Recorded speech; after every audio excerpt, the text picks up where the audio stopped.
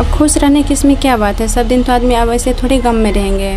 आपके शादी में आपके घर वाले में से कोई आए थे, आपके भाई? क्यों आएंगे, जब हम घर छोड़ के आ गए तो मेरे घर वाले क्यों आएंगे। हाँ।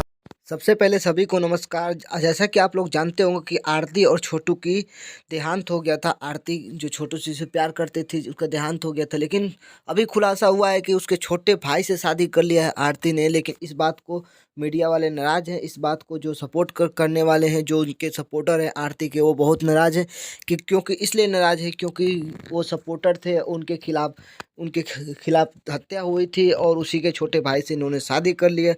इसके लेकर काफ़ी बहुत बड़ा बवाल फैला हुआ है। तो वीडियो में आपको क्या राय है मुझे ज़रूर बताइएगा और आगे वीडियो देखते रहिए। क्योंकि आरती दीदी ने बोला था पूरे मीडिया वाले के सामने, पूरे देश के सामने, कि हम उनके बिना ज़िंदगी गुजार लेंगे, उनके साथ रह के ज़िंदगी गुजार लेंगे, लेकिन हम दोबारा शादी नहीं करेंगे। इसको लेकर मन्नू बहुत भड़के हुए हैं, जो उनके काफ़ी। दोस्तों आप लोग कमेंट करके बताइए क्या आरती ने सही किया शादी करके।